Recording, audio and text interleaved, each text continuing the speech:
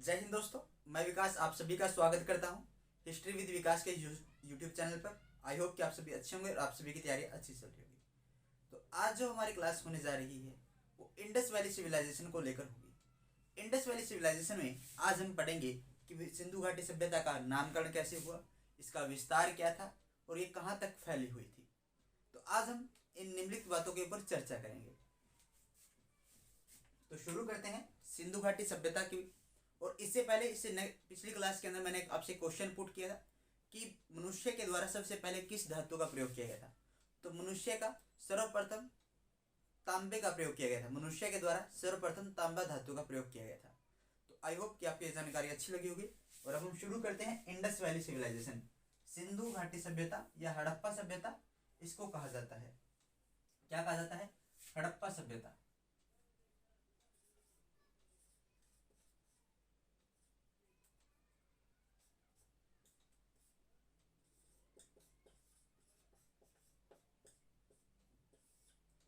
हड़प्पा सभ्यता की खोज की अगर मैं बात करूं कि सबसे पहले जानकारी हड़प्पा सभ्यता की सबसे पहली जानकारी हमें 1826 में मिली थी। 1826 में चार्ल्स मेसन के द्वारा चार्ल्स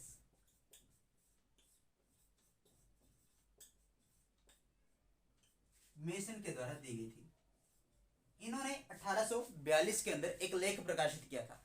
देखो 1826 के अंदर इन्होंने जानकारी दी, इन्होंने अनुमान लगाया, इन्होंने अवलोकन किया था। साहिवाल जिला पाकिस्तान के अंदर थे, वहां पर गए हुए थे। तो इन्होंने हड़प्पा को देखा और हड़प्पा को देखकर इन्होंने अनुमान लगाया था। किसका अनुमान लगाया?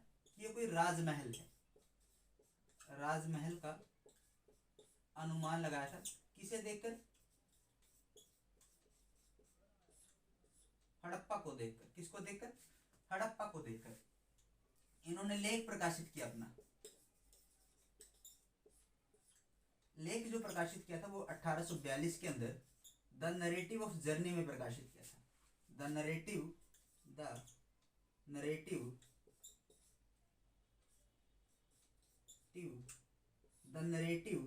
ऑफ जर्नीज में इन्होंने लेख प्रकाशित किया था। जर्नीज लेख प्रकाशित इन्होंने किया था द नरेटिव ऑफ जर्नीज के अंदर। बाद में ये किस बात पर आश्वस्त हुए? बाद में ये इस बात पर आश्वस्त हुए कि सिंधु घाटी सभ्यता का जो स्थल है हड़प्पा, ये एक ऐसा स्थल है जहां पर सबसे पहले यहाँ पर क्या, यहाँ पर 325 बीसी के अंदर 325 बीसी के अंदर जो युद्ध हुआ था सिकंदर वर्सेस पोरस का, सिकंदर और पोरस के बीच जो युद्ध लड़ा गया था,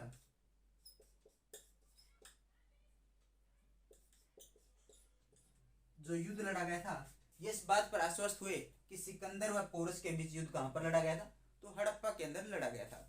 फिर उसके बाद आगे खोजें हुई और आगे आ जाते हैं हम 1831 के अंदर। कब आ जाते हैं? 1831 की अब हम बात करते हैं।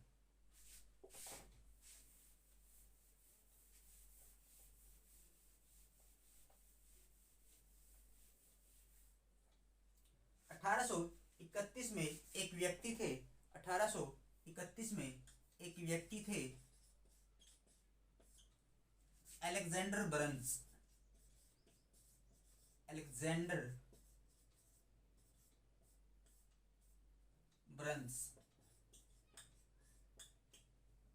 ये ईस्ट इंडिया कंपनी के कमांडर थे। ठीक है, ईस्ट इंडिया कंपनी के कमांडर थे। उनकी ब्रिटिश जो सेना थी उसके अंदर ब्रिटिश सेना में कमांडर थे। ब्रिटिश जो आर्मी थी उसमें कमांडर थे। और ये पंजाब गए थे। एक राजनीतिक उद्देश्य था इनका पंजाब जाने का। राजनीतिक उद्देश्य था पंजाब जाने का। किससे मिलने गए थे? उस समय ये पंजाब किससे मिलने गए थे? तो ये पंजाब गए थे किनसे मिलने? महाराजा रणजीत सिंह से मिलने। किससे? महाराजा रणजीत सिंह से मिलने के लिए गए थे। 1831 में अलेक्जेंडर ब्रंस ब्रिटिश आर्मी के कमांडर थे या फिर सेनापति थे। पंजाब गए थे राजनीतिक उद्देश्य से। महाराजा रणजीत सिंह से मिलने। ये जब वहां पर गए तो इन्होंने क्या अनुमान लगाया, इन्होंने इसे कहा कि ये क्या है, एक किला है। क्या है? किले की संज्ञा सिंधु घाटी सभ्यता का जो स्थल हड़प्पा है उसके बारे में दी। आगे धीरे धीरे जैसे जैसे समय बीतता गया, समय आ जाता है 1853 का। क्या? 1853 के अंदर 1853 में एक व्यक्ति थे अलेक्जेंडर कनिंघम। अलेक्जेंडर कनिंघम, देखो भाई वो अलेक्जेंडर ब्रन से, ये कनिंघम है। ठीक है, कनिंघम। इन्हें इन्हें एक विदेशी व्यक्ति था, विदेशी व्यक्ति अंग्रेज था। एक अंग्रेज ने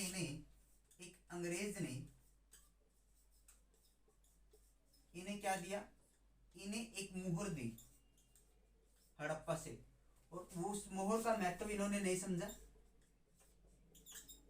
महत्व नहीं समझा, और इसे क्या कहा, विदेशी मोहर कहा, विदेशी मोहर की संज्ञा दी। कारण क्या था विदेशी मोहर बोलने का, विदेशी मोहर की संज्ञा दी? कारण क्या था? कारण था क्या कि इस जो मोहर थी ये वृषभय की मोहर थी, वृषभय अंकित था इस मोहर पर, और वो वृषभय बिना कुबड़ का था, बिना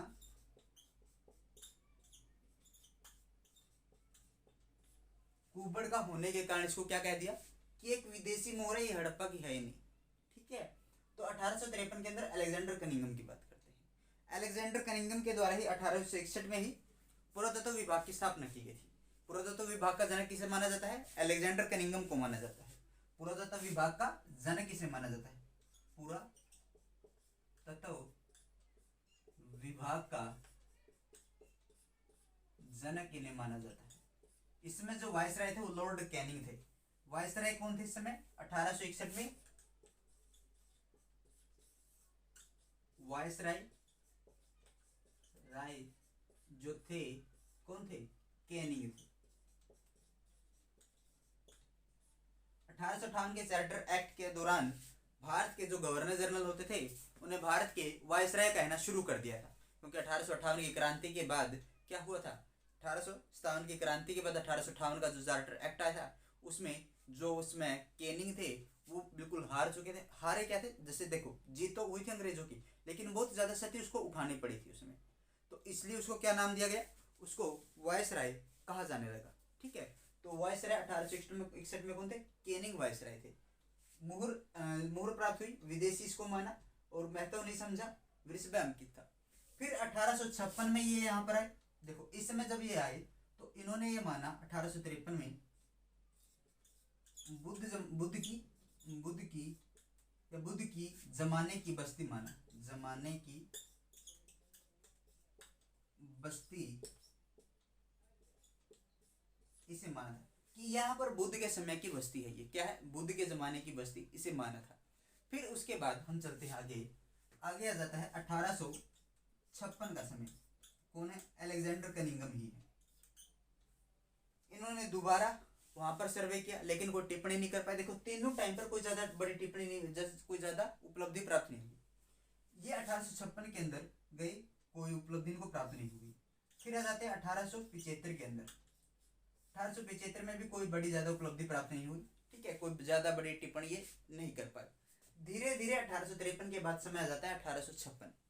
1856 में रेलवे का क्या हो चुका था? 1853 के अंदर रेलवे आ चुकी थी, तो 1853 के अंदर रेलवे आई, तो उसी कड़ी के दौरान 1856 के अंदर रेलवे का क्या करना था? रेलवे लाइन बिछानी थी। कहां पर? लाहौर से कराची। क्या करना था? लाहौर से कराची एक रेलवे लाइन बिछानी थी। तो रेलवे लाइन बिछाने के लिए दो इंजीनियर कौन थे? वो दो इंजीनियर कौन थे उनके बारे में पढ़ते हैं।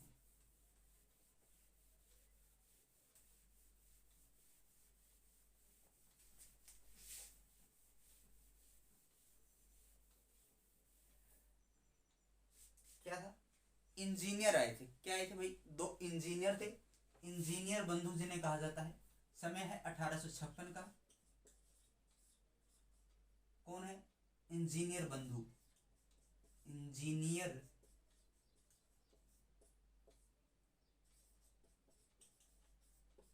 बंधु इन्हें कहा जाता है। दो थे, एक तो विलियम बर्टन और जेम्स बर्टन। विलियम बर्टन और जेम्स बर्टन।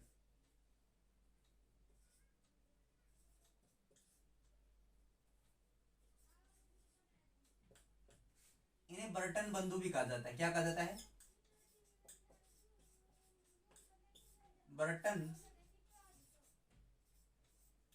बंधु भी नहीं कहा जाता है। क्या कहा जाता है, बर्टन बंधु भी नहीं कहा जाता है। कौन है, इंजीनियर बंधु बोला जाता है, विलियम बर्टन बोला जाता है, जेम्स बर्टन, दो भाई थे। बर्टन बंधु ही नहीं कहा जाता है। ये काम क्या करने आए थे, ये रेलवे लाइन बिछाने आए थे। कहां से, इनको रेलवे लाइन बिछानी थी भाई, लाहौर से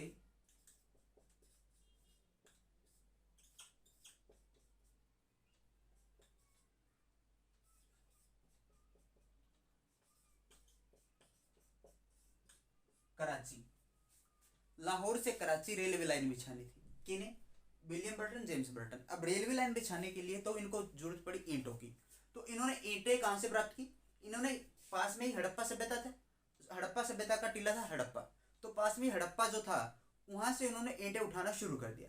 तो ईंटें जब ये उठा कर लेकर आए तो इन्होंने देखा कि सबसे पहले इन्होंने अनुमान लगाया कि यहाँ पर कोई प्राचीन सभ्यता है। क्या अनुमान लगाया, कि यहाँ पर कोई प्राचीन सभ्यता है। क्या अनुमान लगाया, कि यहाँ पर कोई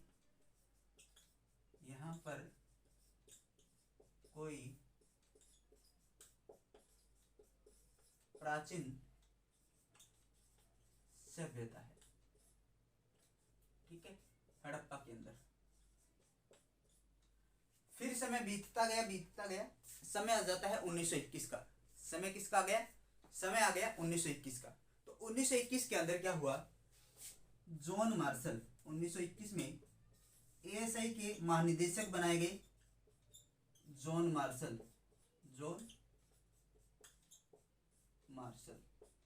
ठीक है।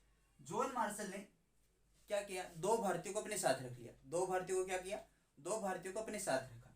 वो दो भारतीय कौन थे, दो भारतीय अपने साथ रखे, एक दयाराम और एक आरडी बनर्जी। इन दोनों व्यक्तियों को अपने साथ रखा। दयाराम ने 1921 के अंदर हड़प्पा की खोज की और आरडी बनर्जी ने 1922 में मोहनजोदाड़ो की खोज की। 1921 के अंदर एएसआई जॉन मार्शल बने, अध्यक्ष बने। दयाराम साहनी ने 1921 के अंदर किसकी खोज की, हड़प्पा की। आरडी बनर्जी ने मोहनजोदड़ो की 1922 में। जॉन मार्शल हालांकि खुद इनका सर्वे करने के लिए नहीं गए थे, अभी तक इन साइट्स के ऊपर नहीं गए। वो जाएंगे 1925 के अंदर, यानी व्यक्तिगत रूप से हड़प्पा का टीला देखने कब गए थे, 1925 में गए थे। हड़प्पा का टीला देखने क्या गए थे, 1925 में गए थे। इतनी चीजें समझ में आ गई। हालांकि उससे पहले ही द इलस्ट्रेटेड न्यूज लंदन के एक प्रकाशित होती है पत्रिका के अंदर ये जानकारी दे देते हैं 1924 में कि हमने एक सभ्यता को खोज निकाला। ठीक है, भारत में एक सभ्यता को खोज निकाला 1924 में जानकारी देते हैं। किसमें प्रकाशित करते हैं लेख, the illustrated London news, the illustrated London news में ये बात प्रकाशित करवाते हैं। ठीक है, इन्होंने ही जॉन मार्शल ने ही सभ्यता का नामकरण किया था, यानी सिंधु सभ्यता का नामकरण किसके द्वारा किया गया था, जॉन मार्शल के द्वारा किया गया था। जॉन मार्शल के द्वारा क्या किया गया था, सभ्यता का नामकरण किया गया था। आई होप कि आपको ये जानकारी अच्छी लग रही होगी और आप इसका स्क्रीनशॉट ले सकते हैं। उसके बाद हम आगे बढ़ेंगे। ठीक है, तो अब आगे बढ़ते हैं। देखो, अब हमने खोज कर ली, हड़प्पा सभ्यता अब हमारे सामने आ चुकी है।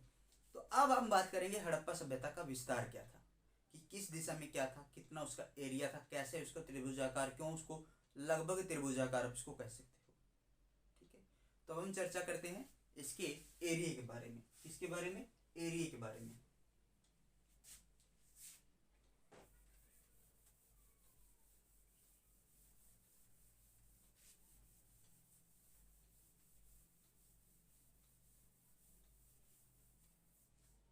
अब बात करते हैं विस्तार। किसकी? विस्तार की अब हम बात करते हैं। विस्तार,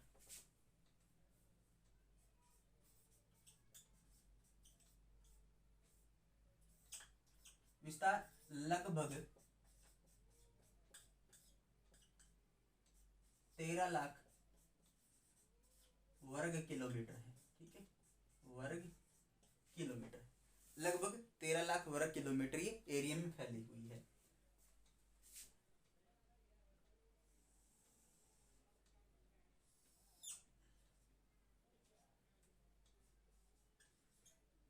चौदह सौ से लेकर और 1600 ऐसे, 1600 किलोमीटर वर्ग किलोमीटर, और ये ऐसे। ठीक है, इस दिशा में इतना है और इस दिशा में इतना इसका विस्तार है। उसके बाद उत्तर में जो स्थान है, उत्तर में इसका जो उत्तरी बिंदु है वो मांदा है। मांदा चिनाब नदी के किनारे, चिनाब नदी के किनारे जम्मू कश्मीर में। ठीक है, जम्मू कश्मीर में पड़ता है। उसके बाद पूर्व, पूर्व में है आलमगीरपुर। पूर्व में क्या है? आलमगीरपुर।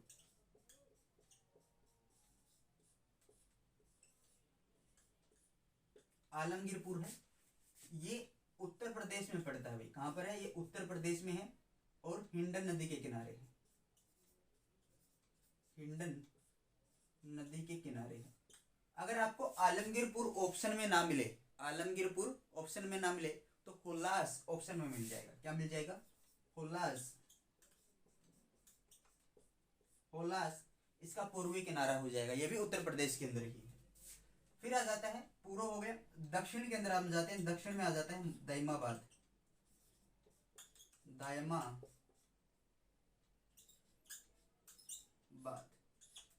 दायमाबाद आ जाता है दक्षिण में, परवरा नदी के किनारे। परवरा नदी के किनारे, किस नदी के किनारे? परवरा नदी के किनारे। और दायमाबाद है कहां पर? ये आपका महाराष्ट्र में पड़ता है।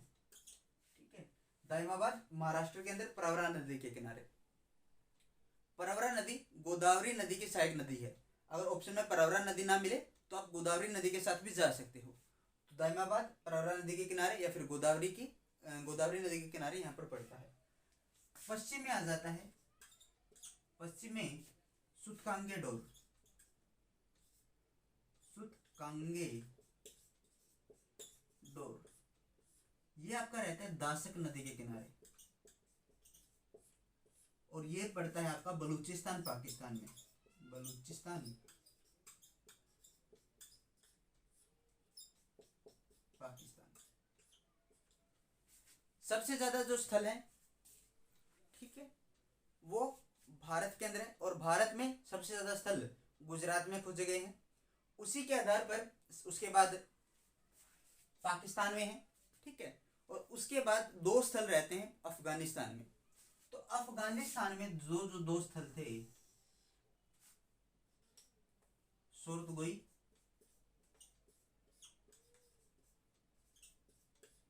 और मुंडीकाक।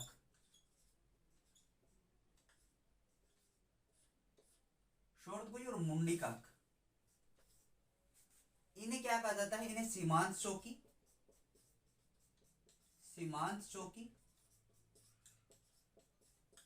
या व्यापारिक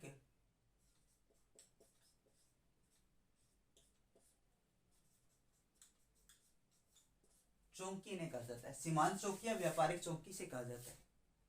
ठीक है, हड़प्पा सभ्यता का विस्तार कैसा था या स्तर आकार कैसा था हड़प्पा सभ्यता का? हड़प्पा सभ्यता लगभग त्रिभुजाकार की थी। कैसी? लगभग कैसी थी? त्रिभुजा आकार की थी, त्रिभुजा आकार की थी, या फिर पतंगाकार आप इसको बोल सकते हो, पतंगाकार थी। ठीक है, विस्तार हो गया, हमने खोज के बारे में चर्चा कर ली। और अब बात करते हैं इसके नामकरण को लेकर। नामकरण के अंदर ज्यादा डिफिकल्ट नहीं, आपको नामकरण को लेकर अलग अलग इतिहासकारों ने अलग अलग नाम दिया है इसका। सर्वाधिक मान्य क्या है, सिंधु सभ्यता, सरस्वती सिंधु सभ्यता सर्वाधिक मान्य है। अब हम बात करते हैं इसकी समय की। इसका समय क्या है, समय भी अलग अलग इतिहासकारों के द्वारा अलग अलग दिया गया है। ओल्ड एनसीईआरटी आप देखोगे उसमें 2300 से लेकर 1850। अगर आप न्यू एनसीईआरटी देखते हो तो उसमें 2350 से लेकर 1750 लगता है।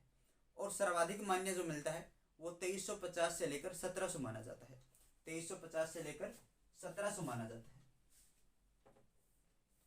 इसका आप स्क्रीनशॉट ले सकते हो, उसके बाद इसको इरेज कर देते हैं। ठीक है, ये सूरतगोई और मुंडीकाक दो स्थल अफगानिस्तान में, उसके बाद ठीक है ज्यादा स्थल अफगानिस्तान में नहीं है, सूरतगोई और मुंडीकाक की। अब देखते हैं इसकी जो नाम समयावधि की मैं बात करूं तो समय की सबसे ज्यादा खोज, समय के बारे में हमें सबसे ज्यादा बेटर कौन बताते हैं, हम C14 का यूज करते हैं, C14। तो हम C14 के बारे में बात कर लेते हैं। C14 है क्या, C14 एक समय बताने की विधि है, कार्बन 14 जिसे नाम को दिया जाता है। इसकी खोज 1949 में फ्रेंके लिपि के द्वारा की गई थी, फ्रेंके लिपि के द्वारा की गई थी। और फ्रेंके लिपि को 1960 में इसी के लिए नोबेल पुरस्कार दिया गया था। क्या दिया गया था, नोबेल पुरस्कार इन्हें दिया गया था। नोबेल पुरस्कार की शुरुआत कब हुई थी, आप मुझे कमेंट करके बताओगे कि नोबेल पुरस्कार की शुरुआत कब की गई थी। तो 1949 के अंदर फ्रेंके लिपि के द्वारा, 1960 में नोबेल पुरस्कार इन्हें इसके बारे में दिया गया था C14 विधि के द्वारा। भारत में सबसे पहले कार्बन विधि का यूज कहाँ किया गया था, TIFR मुंबई में किया गया था, Tata institute fundamental and research यहां पर सबसे पहले इसका यूज किया गया था कार्बन का भारत में। कहां पर है ये, मुंबई के अंदर है।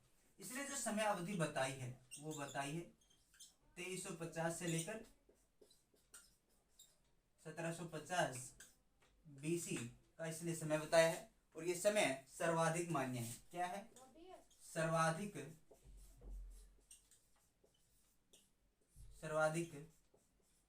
मान्य समय है। ठीक है, तो आज हमने इंडस वैली सिविलाइजेशन के बारे में बहुत सारी जानकारी की चर्चा की। जैसे हमने उसके बारे में हमने बात की थी कि वो किस प्रकार उसकी खोज की गई थी और किस प्रकार इसका नामकरण किया गया था। तो भाई चप्पल दिए बात